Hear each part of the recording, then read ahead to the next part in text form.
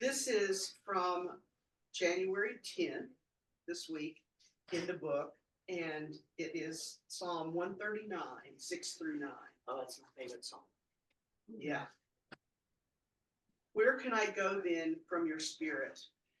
Where can I flee from your presence? If I climb up to heaven, you are there. If I make the grave my bed, you are there also. If I take the wings of the morning and dwell in the utmost parts of the sea, even there your hand will lead me, and your right hand will hold me fast. And there was a question associated with that. Recall a time when you were aware of God's presence, and what tends to make you less aware of that presence? I'm very aware of God's presence, and Janet and I talked about this just this week. Out in nature, it just is everywhere. What takes your attention away from God? I think that I agree that that's one of the places that I feel presence. You know, and it doesn't have to be grandeur. It doesn't have to be standing on the edge of the Grand Canyon, you know. I can just be out on my deck watching the birds. Yeah. Yeah, and that's the song today is about that. It's about feeling the presence. And it's hard because you're driving your car. You can't be meditating while you drive your car. You know, I don't know. Sometimes I'm driving the car and all of a sudden I'm there and I didn't know how I got there. Yeah. Because my mind's been, Right. Yeah, how do you do that? I just call it being on autopilot. Multitasking. So the thing that takes me away is conflict. Conflict is a good one. Ads? Yeah, I'll say that in the list of things that do is media, you know, having to think about work, think about when the repairman's coming, you know, all that kind of stuff. Reading a book about Medicare takes me away.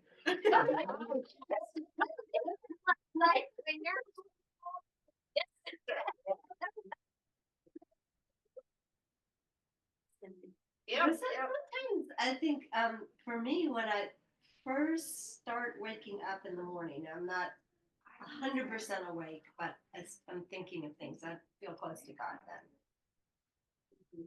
What about you guys online? What brings you close? Well, like Sarah said, for me, it's being in nature, and I used to live in an area that was just full of nature everywhere I looked, and every time I was outside, I just felt God everywhere I looked, everywhere I went, and we moved and to a totally opposite place, and uh like Sarah said, we were talking about this the other day. It's depressing for me because I don't I don't feel here what I felt over there, and I miss it, and I have to be very conscious and very deliberate in looking for God in places that I don't automatically just feel him enveloping me. Everyone has pretty much agreed on a nature environment. What about people who grow up in the inner city who've never seen any real nature as we might be thinking I about? was just thinking that same thing. That's where it's, and that's the other part of the song, is the interaction with people who are living in with the present, the spirit that's present, because then you feel it, you know it when you see them. I can feel it all around different people, you know, all the time, that there's a peace kind of that's coming out of it. So with worship and with study too. I mean, I feel the presence of God in this group. So it's One of the most powerful times for me is serving at the community. yes. Oh, yeah.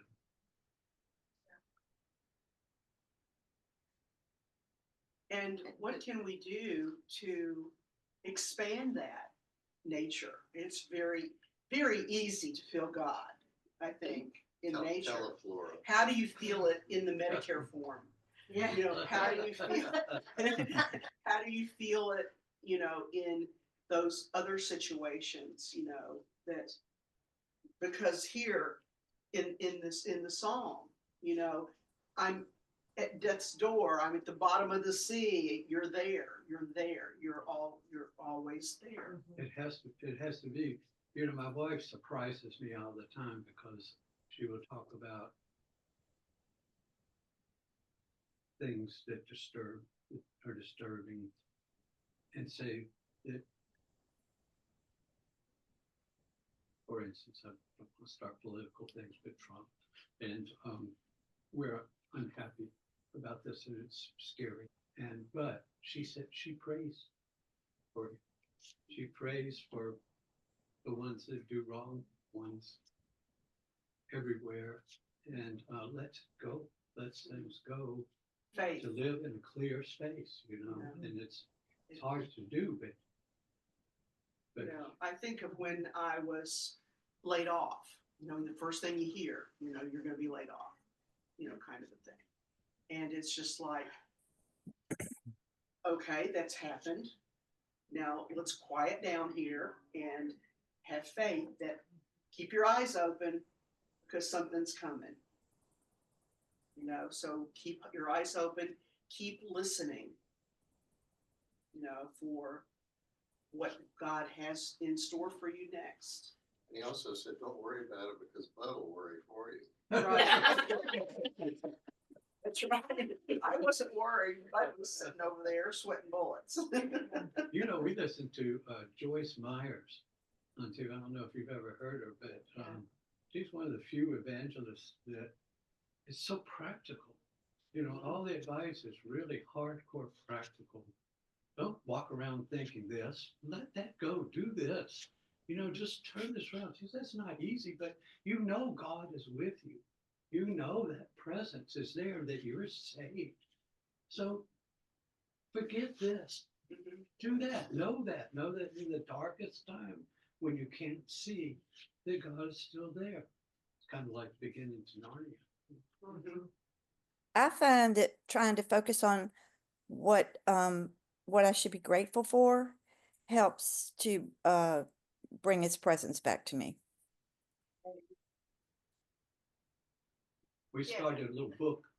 I gave her a little notebook and myself a little notebook with instructions, teeny, that says on the front, things that you are thankful for. And at the back, things you're looking forward to. And write in that every day to kind of remove these. You know, so in the CWF, those in the Sally group have heard me, y'all probably heard me talk about this too. But in CWF, we're all encouraged to have what's called a blessing box, where we take, you know, just a coin and put it in the box as an offering and give thanks for some blessing in our lives. So I have this jar of coins in my blessing box at my bedroom door on the dresser. So when I leave the room in the morning, take a coin or two or whatever, stop and think, you know, it can be even just as simple as hot water or Oh, absolutely. Yeah, no. That's a big one. Running water. running. Yeah. Yeah, So, but you know that, and it's been, Clean you know, water. it's really been surprising for me. Now I've been doing this for several years, but how that little simple act has really contributed, I think, Weave it to my into your overall effort. worldview. several years ago, a different CWF group, during the month of December, we had a calendar, the 30 days of December, and each day it said count how many of, and there were 30 different items, how many doors are in your house, including cabinet doors. How many, and the one that really took me a while was, how many books do you have? No. Oh, yeah. Wow. Right, yeah, mine, and you were supposed to put a penny into the blessing box for every one of those things you had. Like on the And road. I put Yeah, it, go yes, broke. yes, when I got to the books, I needed a loan, yes. But little, you know, how many pairs of shoes, how many shirts that we take for granted, but the fact that I've got 24 shirts is something to be grateful for.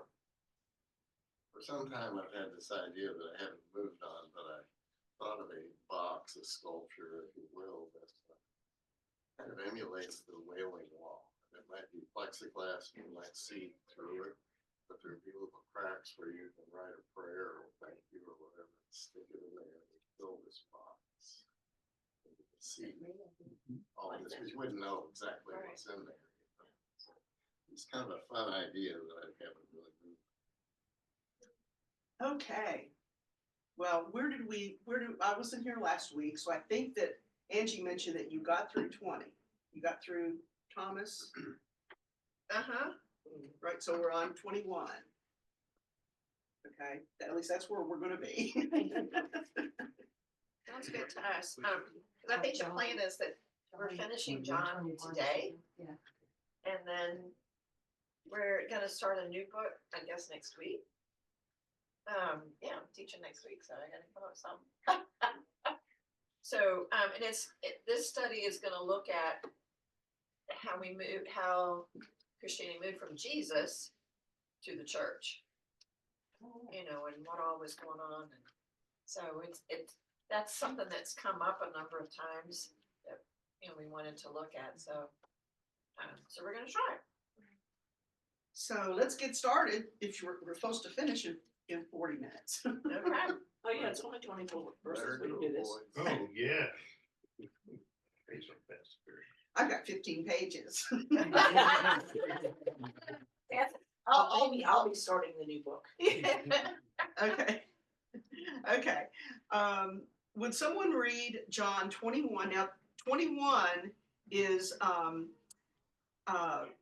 think that someone had said once that whether 21 was really a part of The original. the original is questionable, although there aren't very many places where it doesn't exist.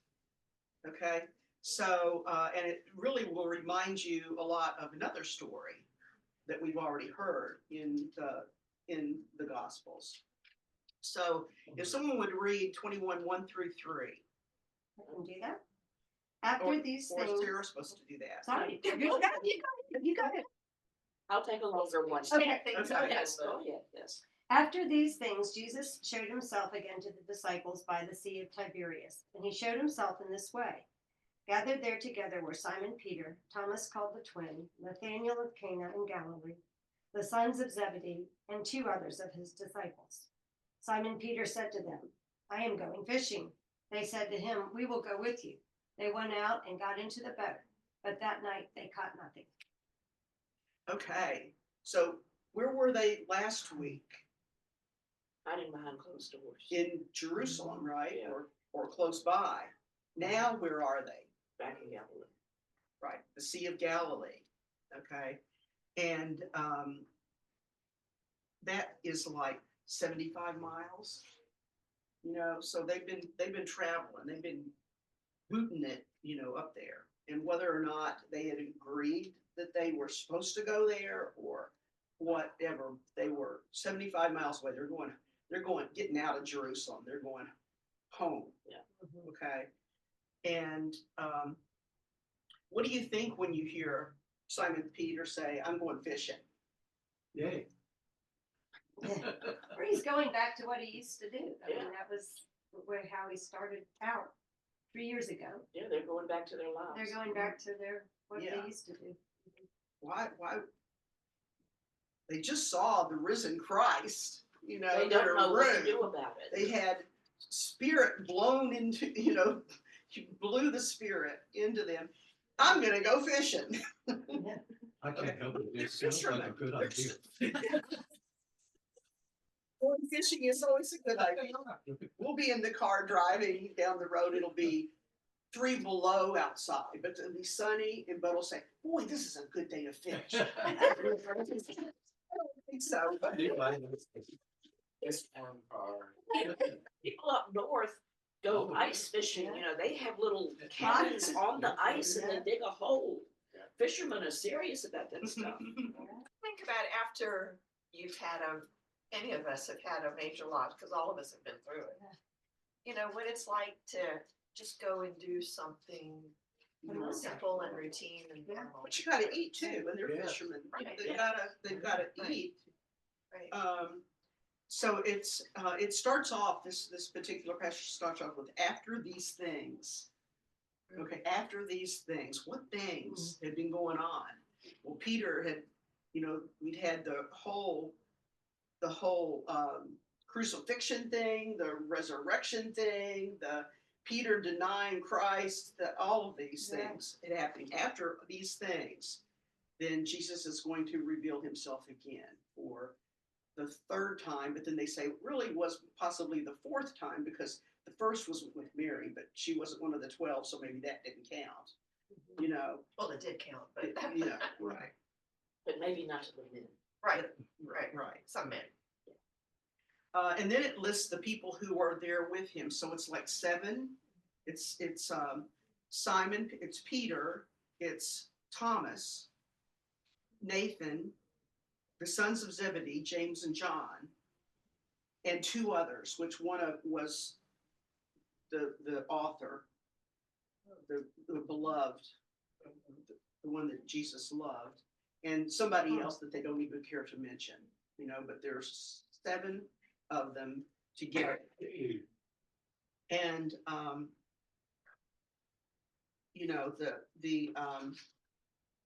and the other 2. And then Simon says, I'm going fishing. And they said, we're going to come with you. Okay. So everyone is going out fishing. So after these amazing things, it's business as usual. And some scholars suggest that by returning to their fishing boats, the disciples are turning their backs on the responsibility of being fishers of men.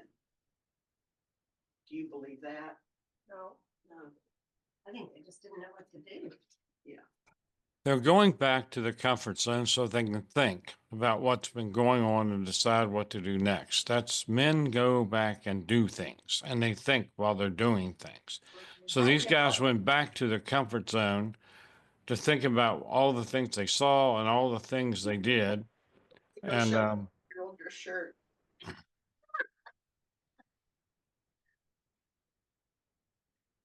right. Yeah. It says, some people suggest this, but that people that this one commentator that I read said they're thinking about it too much here. That people have to eat. Fishermen get their food from the sea, and when people don't know what to do, they do what they know. They turn to comforting activity. So Peter's a fisherman, so that's what he's going to want to do. And yet it says that sometimes there's a danger for us in doing that kind of thing, returning to what we're going to do, in that sometimes it's better to make a decision and try to figure out, where you're going to be going. That you get so caught up, like for instance, preparing for a Sunday school class. Okay, it's like I will do everything that I can think. I'll even wash the dishes. I'm so glad to hear that. It's preparing me. I'm still thinking about it, but I've got to do all of these little things that don't mean a thing before I'll sit down and get to work. On that. One of my instructors had told me in art school that, Susan, you'll sit there and complain about something, but then you go and you just do it, in the end. So why don't you just do it from the beginning instead of complaining about it? So they're out there fishing, but then what happens? They don't catch anything. They don't catch anything. Fishing through the night. Fishing through the night. And fishing at night, a lot, they say that that's when most people did fish, is at night. Okay. But they caught nothing. And so the dawn is coming and someone else is coming too. Okay. So would someone read, Sarah, you can read like 4 through 8. Okay. Just after daybreak, Jesus stood on the beach. But the disciples did not know that it was Jesus. Jesus said to them, "Children, you have no fish, have you?" They answered him, "No." He said to them, "Cast the net to the right side of the boat and you will find some." So they cast it, and now they were not able to haul it in because there were so many fish. That disciple whom Jesus loved said to Peter, "It is the Lord." When Simon Peter heard that it was the Lord, he put on some clothes, for he was naked, and jumped into the sea. But the other disciples came in the boat, dragging the net full of fish, for they were not far from the land, only about 100 yards off. Okay, so we've heard this story before. Yeah, Yeah. it's just not at the very end in the other Gospels. Right. Right. Because So- the chosen, Well, it's at the was at the very beginning, it's at the beginning when he chooses his Mhm. disciples. yeah. And I was So- just going back into John to see if it was at the beginning of John. Well, you know, John Um, takes the cleansing of the temple, which is toward the end of all the other Gospels, and puts it at it's his beginning. Mhm. Yeah, He just shakes everything. So they Moves had a things net full around. of fish and then they saw Jesus? No, No. No. Yeah, I thought it was the other they way. had Right. nothing, and Jesus said, "You got the He net said- on the wrong side of the boat." He says, throw it over there. Okay. that's what I Okay. thought. So they were obeying Jesus. They obeyed whoever they didn't recognize as Jesus. But someone's on the shore says, hey, throw it over there. Well, often people on the shore will say, hey, there's a shoal over there. Pitch your nets over there. You know, they can see the fish better or There's see the bait fish disturbance over of the there. water better. Bait fish on that side, do it over there. Yeah. I thought I saw something moving over there. Throw your I'm sitting here reading this very last word. They're only about 100 yards off. That's a long ways to have a conversation, to say something. If I say something to you, because that's a football field apart. Yes, you can't hear me in the kitchen. Right? That's my point. Water, so it really sound does carry over water. Oh, Real okay. well. It does. Okay. You can hear things sometimes. in Scotland, we were up in the just west of Loch Ness, and there was a lake. And Bud and I got out to do some watercolor, and you could see a boat. It had to have been 2 or 3 miles away. Hmm. Put, put, put, put, put, put, put. And you could hear the people talking in that boat. It was so Okay. quiet up there. Okay. Hmm. It was just so quiet up there. That's what Jesus does, a speech from the boat to the crowd up, and so the voice will carry up the water. Plus, if Jesus wants you to hear him, You're gonna You're hear gonna it. hear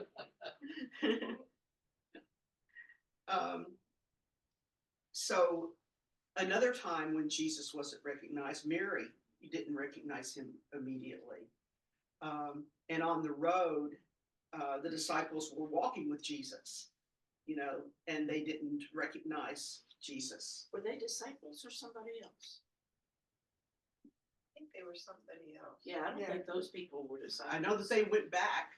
I think that afterward they went back because there was some conversation where they were actually talking They to. may have gone back to tell the disciples, but Yes. I don't think they were Well, disciples. Well, okay, sorry. Is that the road to Emmaus? Uh-huh. Is that where the Emmaus Yeah. people get there? So we have places where Jesus, after the resurrection, he wasn't recognizable for some reason, or chose not to be recognizable for some reason. Well, for one thing, you think he's dead, so you're not That's what I was looking. gonna Yeah. say. Well, I think- they've already seen him Yeah. though. Yeah, They've seen him behind the closed doors. but those They've seen two it on the again. road would not have seen him because they were not disciples. And I think even here, you know, they saw him behind the closed doors, but then he was gone again. And so now they've all traveled together back to Galilee. And now suddenly he reappears, and that they're probably, yeah. it's probably hard for them to imagine, well, how did he get here? You know, he's just showing up. He didn't travel back with us. We didn't see him. You know what I'm saying? Maybe he just, Now, he Keeps reappearing. says to them in verse 5, children, have you anything to eat? You know, and That's. mhm. Well, they've all abandoned him and denounced him and all this other stuff. So it's like you get slid back to square one. You're gonna start this over again, Kitty. Yeah, it's like, it says the word children, the Greek word that's used for children. Pedia, P-A-I-D-I-A, Yeah, not like pediatrician. not teknon, suggests a familiar relationship, with them. One would not ordinarily call fishermen children without expecting a hostile response. Yeah, my Okay. footnote says a colloquialism meaning, hey, boys. Guys. Yeah. Yeah, Mine yeah, says- exactly. Mine says young men. Young men. Yeah. Mine says young men. Yeah, but that's a Catholic Bible. No, Wow, it's this it's is- a good news Bible. It's a good news. Bible. It's the right one. But it would I need to get capture, that one. good news seems, I think, tends to capture more the colloquialisms. I think Yeah. I think okay. the Catholic Bible is where there's a rock and Peter is. Never mind. Levine is kind of saying here that indicates that there a bit more maturing is needed here. Okay. But that there was love there and a signal that they were still a part of Jesus's family. Okay. Children. And cast the nets, on this side. Some scholars note that Greeks considered the right side to be the lucky side. However, that's not the point of this story. It's not luck, but obedience to Jesus that is supposed to be key here. So, and they cast it, and then all of these fish. So the men obey Jesus, even though they don't recognize him. They're obeying the person who's advising them from the shore. And he suggests a different fishing hole to throw their nets to. And the result of their obedience is a catch so great that they can't haul it in. So when they obey him, they catch a huge amount of fish. And then that disciple, therefore, whom Jesus loved, which is John, tells Peter, it's the Lord. And then Levine goes into this big thing about Peter being naked, and yet there are, Barclay comes back and says he's not actually naked. Okay. That a fisherman, when they're out fishing, will wear the loincloth. Okay. And that Jewish law, it says Jewish law that to offer greeting was a religious act, and to carry out a religious act, a man must be clothed. And so he puts his thing around him, jumps in the water because he wants to be the first one, just like Peter. He wants to be the first one to see Jesus on the shore. Yeah, Any other interpretations? Yeah, mine says he wrapped his outer garment around him, for he had taken his clothes off. That's all it says. It doesn't say anything about being naked. And mine says, he tied his cloak around him since he was stripped for work. Yeah, that's more like this. Yeah. Okay. So here Just recounted. FYI, I found where this similar story was in Luke chapter 5. So Yeah. at the beginning of Right. the ministry, Matthew and Mark, they're at the story. It's when he first calls Right. Simon Peter. So it's kind of repurposing the story of the fish in Luke. That in Luke, Peter begins his discipleship with a confession of sin. He says, I'm a sinful man. Okay. When Jesus calls him to follow me. Okay. But in John, Peter begins his discipleship later. Okay. That Peter is not actually called in John. Okay. Early on. I think it said that Philip or some other person was called early on to follow with the follow me quote. So it's So John, it says, John is offering a picture of discipleship to Jesus. His followers will be most effective in the world when their focus is not on their work as such, but on simply listening for Jesus's voice and obeying him when he speaks. That's when they will truly see him at work in their lives.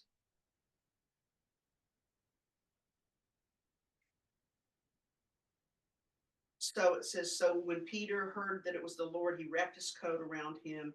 And that's where, we get the, are you, for he was naked, whatever. And Levine goes into that mentioning that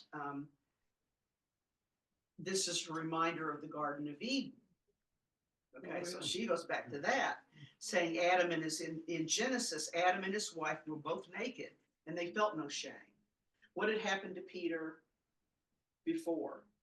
One of the last times he saw Jesus, he had denied him 3 times. Okay, so we have to, and what's going to be happening later in this chapter, we have to kind of listen, for that. But after they were sinful, after they ate the apple, okay, then they realized they were naked and they were ashamed. So Levine is kind of tying in, was Peter clothed himself because he was ashamed to be naked? Well, let's think about this for a minute. I mean, Levine sits somewhere in a quiet room and just makes up stuff as fast as she can. First of all, the Garden of Eden is not meant to be a literal story. And she's trying to compare it to something that's supposed to be extremely literal. And I mean, and then she goes down this road, and it kind of drives me nuts because she's trying to make stuff that's not literal. And you don't have to accept it. It's just another way of. It's a way that she's looking at it. Right. Well, it's a wrong way. That's all I'm saying. Well, not necessarily, but moving on. John is full of symbolism. He's Yes. sort of the most literary of the gospel writers, and Right. so he does use that symbolism. Right. And even if I see what you're saying. What where, does nudity make you feel? yeah, ashamed, Vulnerable. yeah, vulnerable. Mhm. Anyway, but Barclay, again, as I mentioned earlier, had a completely different explanation, about that with Jewish law and being clothed. And if I had been fishing and put this on and Kathy came to visit me, I would probably put my robe on too, kind of a thing. It's just a courtesy. But if it was a tradition in the Jewish faith that, when you were faced with a religious situation, you put your clothes on. Put your clothes on. And my guess is at this point, Peter has that awareness that Jesus is a little bit more than we thought. Yeah. Right. You He jumped in the water and he headed out, just like Peter usually does. But the other disciples came in the little boat, not far from land, about 2 cubits away. So, and again, Sarah mentioned that that's like Well, my footnote says, because a cubit is 100 yards. Yeah, but a cubit's only 18 inches. Mine 200 says cubits. 200 cubits. 200 Oh, cubits. 200 cubits. 200 cubits away. Okay. So it's a football field. And they were stating that the hauling of a full net of thrashing fish through the shallows is heavy work. 153 large fish would weigh hundreds of pounds. Peter will complete the task by himself later by pulling that. He goes out and pulls the net in. So Simon, the next one is 9 through 14. I'll read it. When they had gone ashore, they saw a charcoal fire there with fish on it and bread.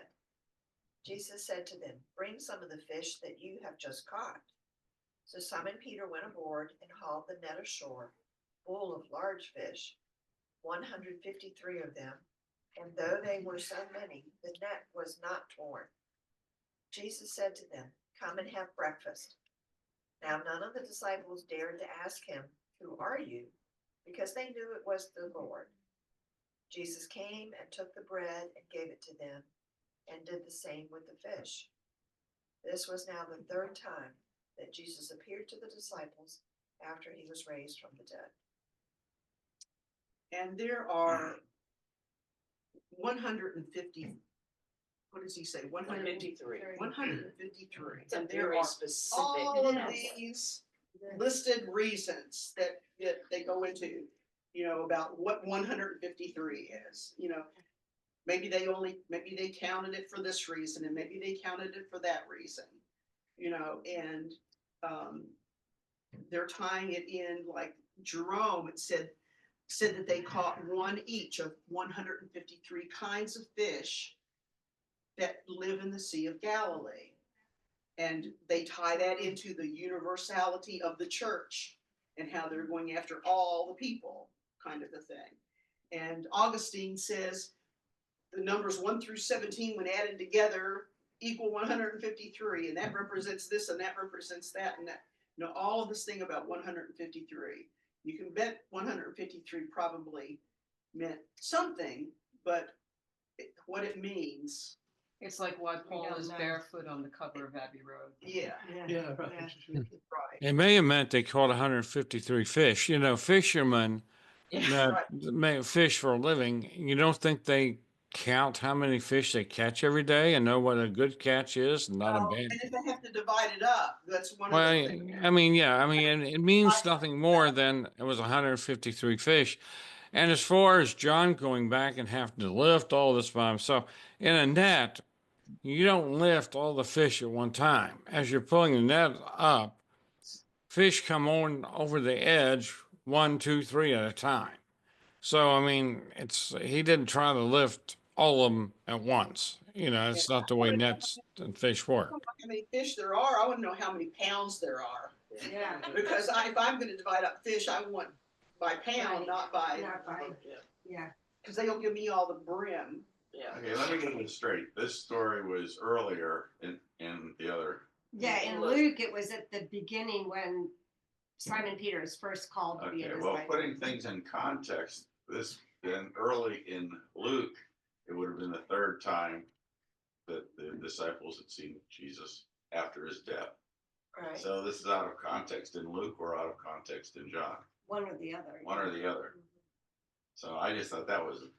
Either way, the two different authors are using this Mhm. for different purposes, Yeah. But you know. Harold, like you were saying, it's possible happens that the multiple disciples times in the simply counted the Gospel. fish to Bedtime story. determine Yeah, You know, this is not a unique situation. exactly what to Or, report. you Or know. maybe they didn't count them at all and John just put 153. Right. Well, I mean, they sold their fish in the market right there, you know, where they come in. So they know, I mean, they sell them by the fish, they didn't have scales, sell them by the pound. So we're making a lot out of nothing, I think.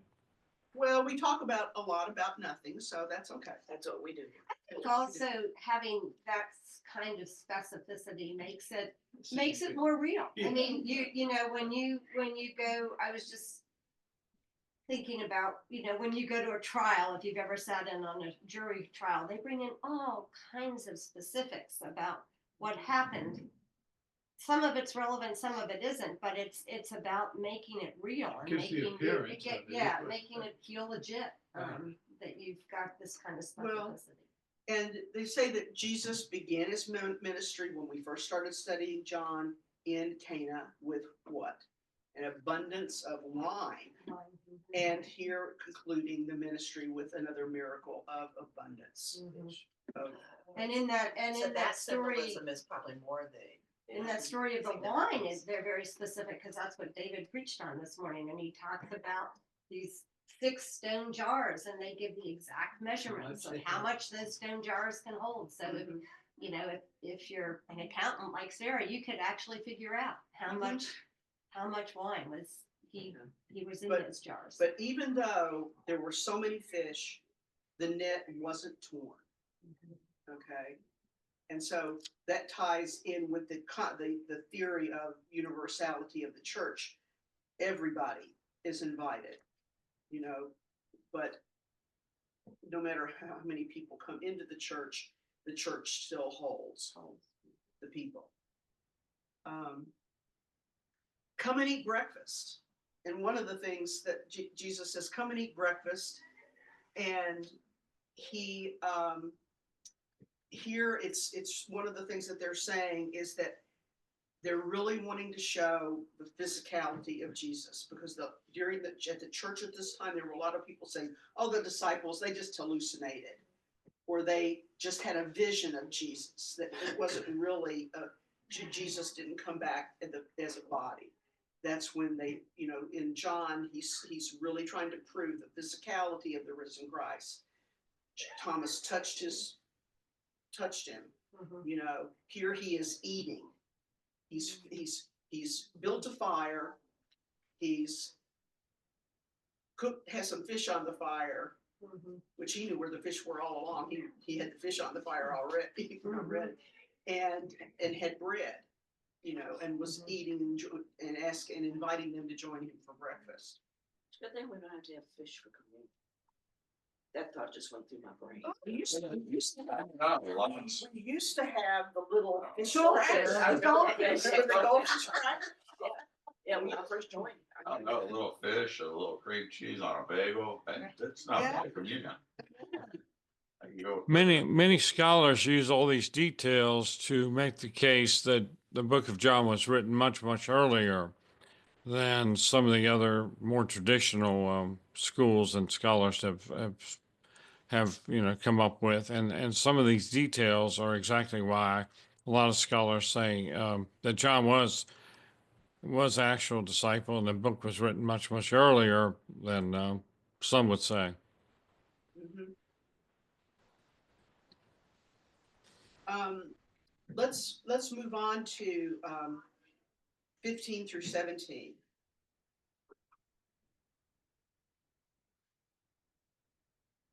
I can do it. Okay, I'm Yeah. anxious to hear what the real Bible says. After they had eaten, Jesus said to Simon Peter, Simon, son of John, do you love me more than these others do? Yes, Lord, he answered. You know that I love you. Jesus said to him, take care of my lambs. A second time, Jesus said to him, Simon, son of John, do you love me? Yes, Lord, he answered. Yes, you know that I love you. Jesus said to him, take care of my sheep. A third time, Jesus said, Simon, son of John, do you love me? Peter became sad because Jesus asked him the third time, do you love me? And so he said to him, Lord, you know everything. You know that I love you. Jesus said to him, take care of my sheep. Now, one of the things that I've read about this particular passage is that the 3 different times that Jesus said, do you love me? He was using the word for love in Greek that meant a sacrificial love. Okay. Excuse me. Thank you for coming. Oh, I- And Peter would always answer with, you know, I love you, but it was not that kind of love. It was more of a familiar kind of love. The friendship love. But the third time that Jesus asked, he used the word that Peter had used. Well, you're not going to use this type of love. It's this type of love. And then Peter was grieved that he had said that. He also replied with the more familiar kind of love. But one of the things that one of the commentators says is, yeah, you can look at it that way, and whoever wrote John was doing it for a particular reason. But in Aramaic, love only has one meaning. There's only one word for love, and that's what Jesus would actually have spoken. Interesting. Is that one word? So this is being put in here for other reasons in the Greek. When it was translated from, it would have been said in Aramaic, but when it was written in Greek, Right. that I they- mean, I always looked at it as he denied him three times. That's He what I- needed And to that, affirm and him that 3 is, times. that is Yeah. what is happening here. Mm-hmm. So that in Peter, I mean, in John, Peter's, whereas in Luke, Peter was, when Jesus asked him to follow him, Peter was giving a confession of his sinfulness. Here, it's reconciliation. This is reconciling with Christ. He had denied, Jesus is giving him the opportunity. You know, he's not saying, hey, Peter, look what you did. Get out of here. You know, he's giving him the opportunity to 3 times say that he loves him, and therefore, and he's telling him to tend my lambs, tend my sheep, feed my sheep. He's asking Peter to take on his role, Christ's role on, you know, and so giving him that particular commission, like he gives all of us to take on his work, you know. So it says, Lord, yes, I have affection for you. That's what it meant, rather than the sacrificial kind of thing. And then the very last, so we can finish up with church, 18 through 19. I'll read it. Very truly I tell you, when you were younger, you used to fasten your own belt and to go wherever you wished. But when you grow old, you will stretch out your hands, and someone else will fasten a belt around you and take you where you do not wish to go. He said this to indicate the kind of death by which he would glorify God. After this, he said to him, follow me. So this at the end of John is where he's asking Peter to follow him. But notice also, who did he call him in how did he address Peter early on? He gave Peter a new name, but here he calls him Simon. Like he did before he was a disciple. Oh, yeah, That's interesting. back in 16. Yeah. So it was like he's allowing Simon to become Peter again Yeah, through the reconciliation. that's interesting. At least that's an interpretation Right. of that. Stretch out your hands would be consistent with Roman practice of the cross. You know, and that everyone knows when Peter was going to be crucified, he said, you know, I don't want to be crucified this way. I want to do it upside down because I'm not fitting to be crucified like our Lord was. And then follow me. It says in Luke and in the other Gospels, Jesus extended this invitation to Peter at their first meeting in Matthew and Mark. But in the Gospel of John, Jesus extends only to Philip at that time. Only in this last chapter does Jesus invite Peter to follow him.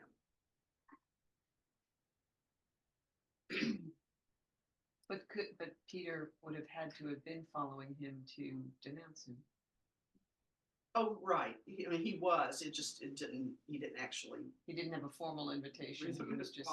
Yeah, I'm sure everyone was following him, you know, to the cross. And it says that it's an invitation to Peter to follow Jesus in the same. It's showing Peter he's going to experience the same kind of death. You know, here. Any thoughts? Okay, we have a new study next week. Okay. How come my book goes verses Yeah. 20 to 25? Yeah, go ahead and read that because mine didn't. Okay, And I told you mine was the right Bible. I think it's that's talking, Okay. I think that this is The introducing NRSV John. has it also. This is about John, I think. Peter turned around and saw behind him that the other disciple, whom Jesus loved, the one who had clean close to Jesus at the meal and had asked, Lord, who is going to betray you? When Peter saw him, he asked Jesus, Lord, what about this man? Jesus answered him, if you want him to live until the time, what is that to you? Follow me.